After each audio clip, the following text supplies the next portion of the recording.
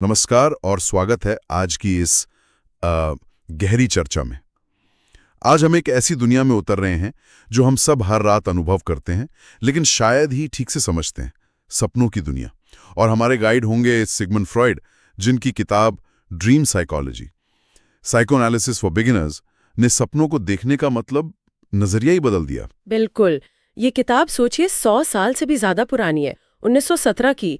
लेकिन बात यह है कि आज भी जब हम मन की गहराइयों मतलब साइकोएनालिसिस की बात करते हैं तो फ्रॉइड की ये समझ एक तरह से शुरुआती बिंदु मानी जाती है। हाँ, उन्होंने ही सबसे पहले जोर देकर कहा था कि भाई सपने यूं ही नहीं आते, उनका एक मतलब होता है। हाँ, और यही बात तो सबसे ज्यादा खींचती है कि हमारे सपने, वो अजीबोगरीब फिल्में जो रात में चलती हैं, असल में हमारी छिपी हुई इच्छाओं, दबे हुए डरों और शायद भूली हुई यादों का आईना हो सकती हैं।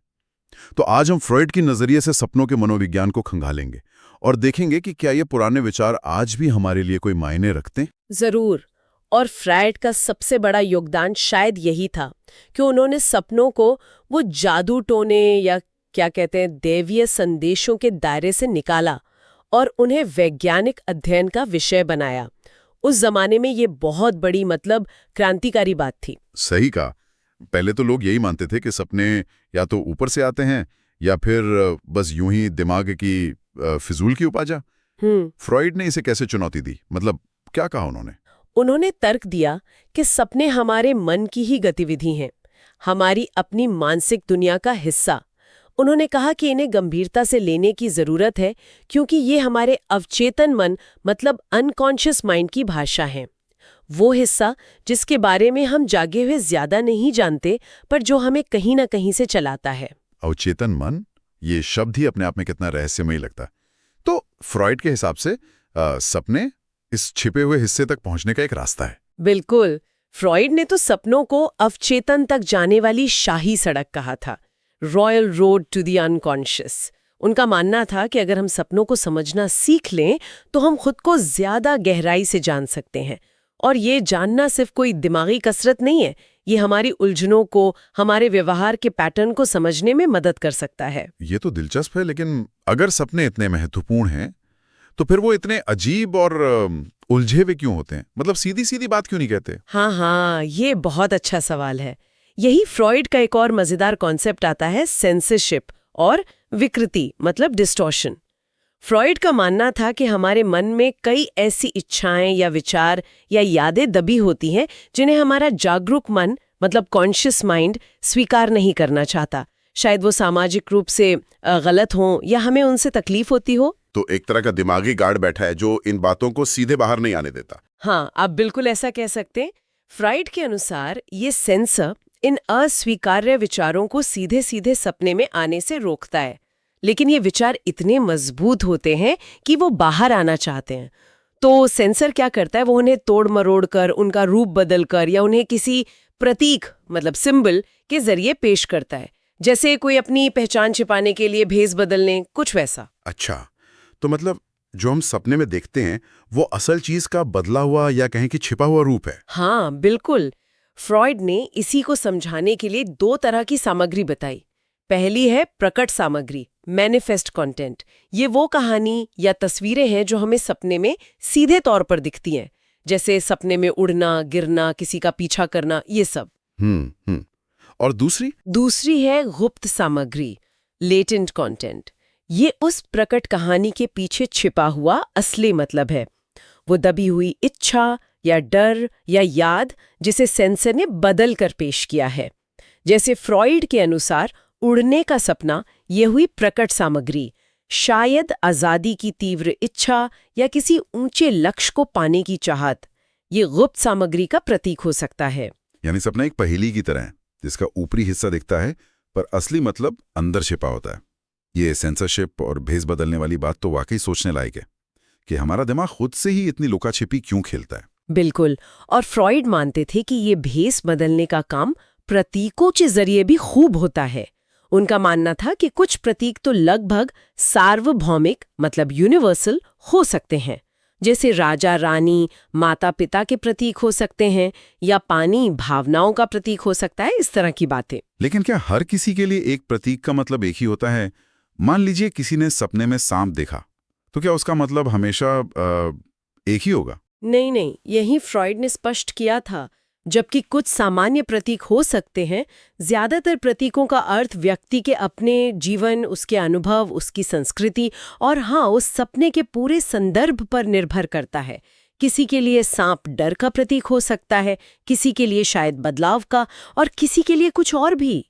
इसीलिए फ्रॉइड ने साइको एनालिसिस पर इतना जोर दिया ताकि व्यक्ति के निजी संदर्भ में उसके सपनों का अर्थ समझा जा सके। तो मतलब हर सपने की चाबी उसी व्यक्ति के पास होती है जिसने वो सपना देखा है। ये बात सपनों को और भी ज्यादा व्यक्तिगत, पर्सनल बना देती है।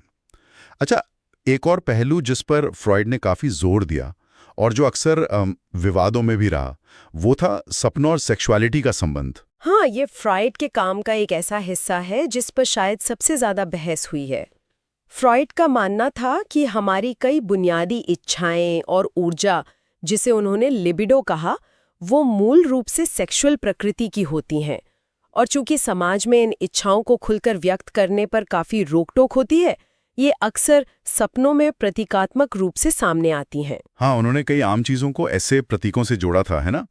काफी स्पेसिफिक थे वो इस बारे में। जी हाँ, जैसे उन्होंने कुछ नुकीली चीजों या ऊपर चढ़ने जैसी क्रियाओं को पुरुषत्व से जोड़ा और गुफा या बर्तन जैसी चीजों को स्त्रीत्व से। देखिए, आज के दौर में कई मनोवैज्ञानिक मानते हैं कि फ्रॉइड ने शायद सेक्सुअलिटी पर जरूरत से ज्यादा ही जोर दिया। उनके जमाने का समाज बहुत दबा हुआ था, विक्टोरियन एरा था, तो शायद इसलिए उन्हें लगा कि ये भावनाएं सपनों में ज्यादा उभर कर आती हैं। तो आज इसे कैसे देखा जाता है? क्या ये विचार पूरी तरह खारिज हो गया है या? मानता है कि हमारी मूल भावनाएं, कोर इमोशंस और अभिप्रेरणाएं, ड्राइव्स, इनमें सेक्सुअल इच्छाएं भी शामिल हो सकती हैं, पर सिर्फ वो ही नहीं होती।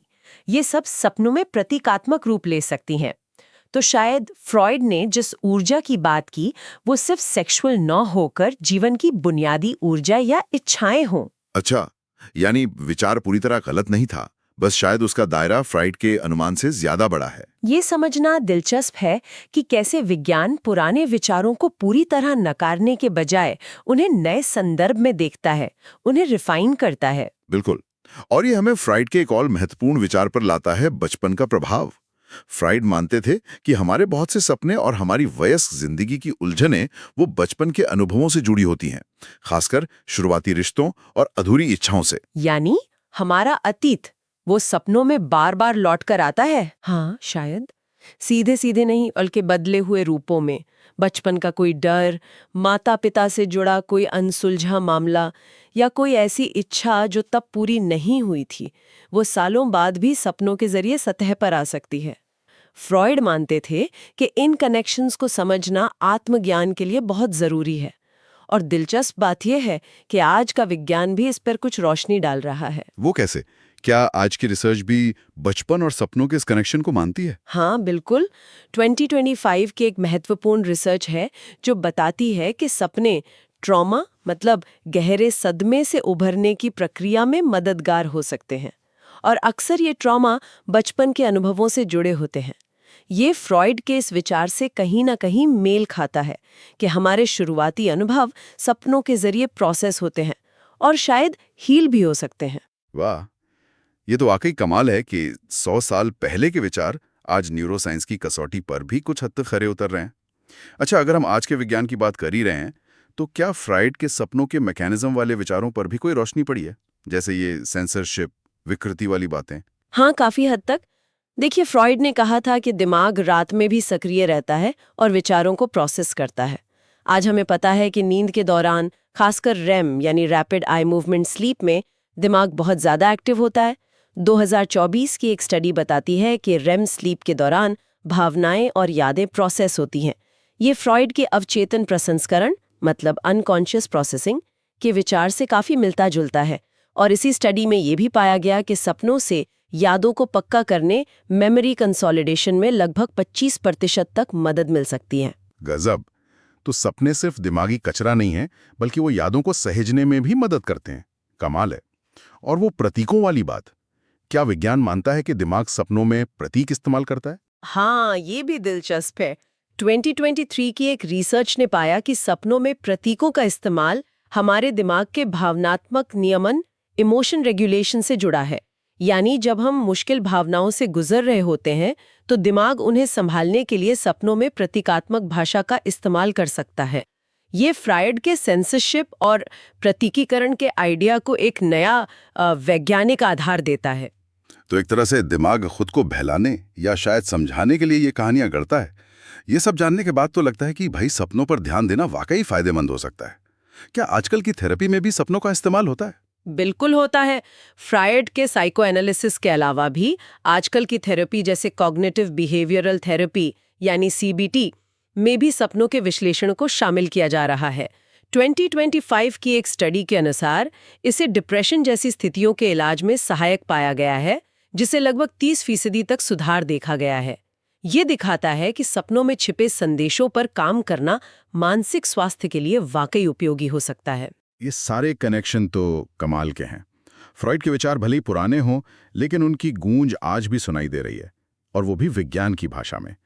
तो अगर हम इस पूरी चर्चा का सार निकालें, फ्रॉइड की ड्रीम साइकोलॉजी से सबसे बड़ी सीख क्या मिलती है? मेरे ख्याल में सबसे बड़ी सीख यही है कि अपने सपनों को नज़रअंदाज न करें। उन्हें सिर्फ अजीब या बेमतलब या डरावनी रात की घटना समझकर भूल न जाएं। फ्रॉइड हमें ये देखने का नज़रिया देते हैं कि सपने हमारी अंदरूनी दुनिया के खिड़की या दरवाजे हो सकते हैं। वे हमारी अनकही कहानियों, हमारी गहरी इच्छाओं, हमारे अनसुलझे संघर्षों का प्रतिबिंब हो सकते हैं। और उन्हें समझने की कोशिश करना, वो खुद को समझने की दिशा में एक कदम हो सकता है। निश्चित रूप से फ्रॉइड का संदेश था, ध्यान दो, समझो। क्या पता आपके सपनों में आपके किसी डर का कारण छिपा हो, या आपकी खुशी की चाबी हो, या आपके किसी पुराने जख्म का मरहम। ये एक तरह की आत्मखोज की यात्रा है, और सपने उसके नक्शे का एक महत्वपूर्ण हिस्सा हो सकते हैं। तो ये किताब ड्रीम साइकोलॉजी सिर्फ सपनों के बारे में नहीं है, बल्कि ये खुद को जानने के बारे में है। एक 100 साल पुरानी किताब जो आज भी हमें अपने मन के रहस्यों को खोलने के लिए प्रेरित करती है। बिल्कुल, ये हमें याद दिलाती है कि हमारे अंदर एक पूरी दुनिया है जिसके बारे में हम शायद बहुत कम जानते हैं, और हमारे सपने उस दुनिया की एक झलक दिखा सकते हैं। वाकई एक बहुत ही गहरी और सोचने पर मजबूर करने वाली चर्चा रही है। हाँ, और यहाँ श्रोताओं के लिए एक विचार छोड़ जाते हैं। अगर हमारे सपने, जैसा कि फ्रॉइड और कुछ हद तक आज का विज्ञान भी मानता है, हमारी छिपी हुई भावनाओं और ज़रूरतों का आईना है, तो क्या उन्हें महज रात का शोर समझकर अनदेखा करना खुद को अधूरा जानने जैसा नहीं है? क्या हो अगर उनमें वाकई हमारे लिए कोई व्यक्तिगत संदेश छुपा हो, जिसे सुनने और समझने की ज़रूरत है? ये सवाल यकीनन सोचने लायक है। इस दिलचस्प और ज्ञानवर्धक बातचीत के लिए आपका बहुत बहुत शुक्रिया।